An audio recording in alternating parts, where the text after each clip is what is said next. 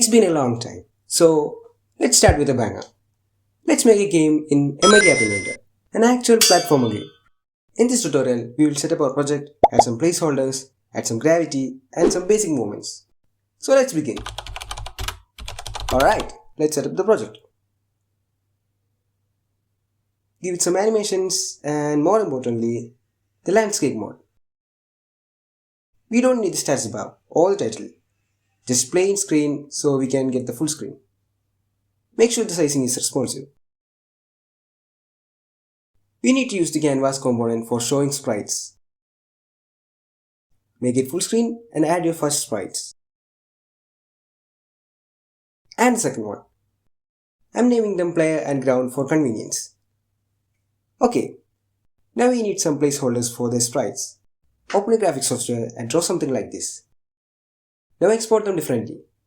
Note that these are just early placeholders and we will change them later.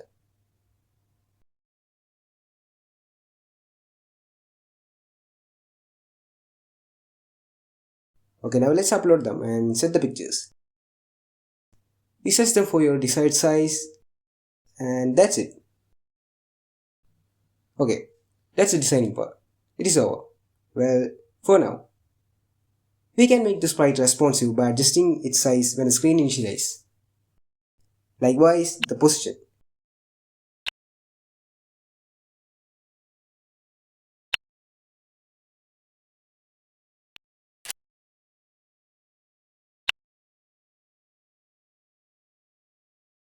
We need more setup than this. We will do that in the future.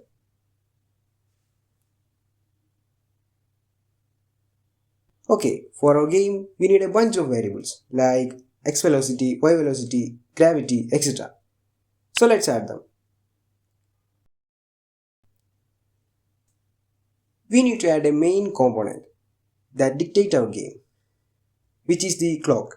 Why? The clock repeats the actions in it, essentially working as a game loop. Let's disable it for now and set the interval to 33 ms. So 1000 divided by 33, we get approximately 30 frames per second. Let's enable the clock first.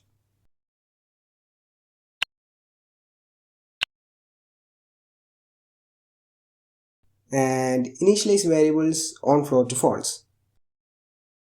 This variable will track whether our player is on floor or not.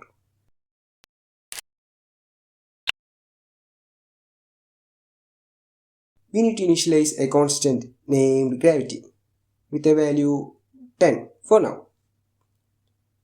Coming back to our loop, we need to check whether the player is on the floor or not. In this condition, I'm checking is the player not on the floor, so we can apply the gravity. So if our player is not on the floor, we are going to increase the player's y with the y gravity. Now when the clock runs, the player's y will increase according to our gravity.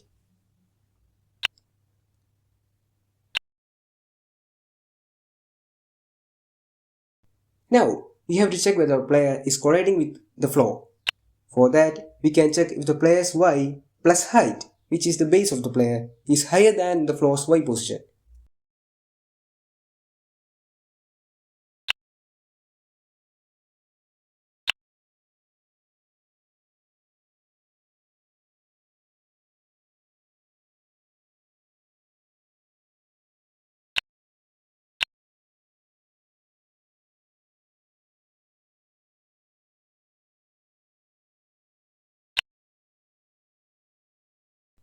If true, we will change the player's y to the ground y minus player's height, else it will be inside the ground.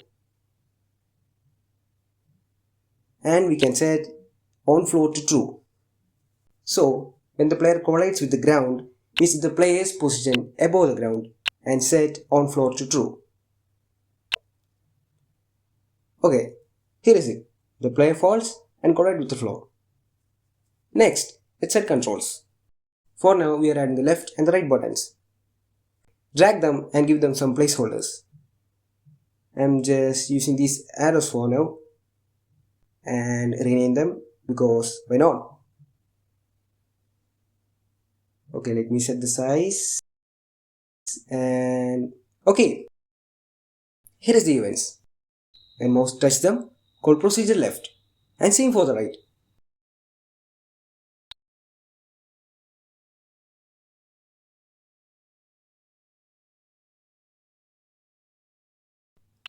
Set the player x equals x plus maybe minus 10. Actually, let's change this one. We can set that inside our loop because we can use the variable y velocity.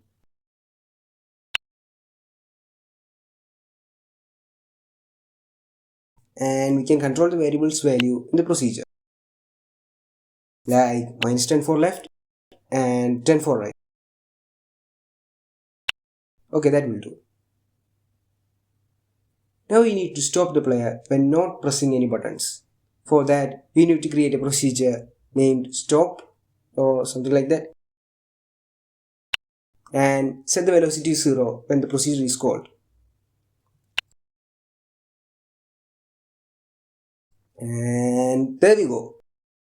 We completed the basics. Let's add things like collision, jump, animations in the coming videos. Thanks for watching and don't forget to subscribe.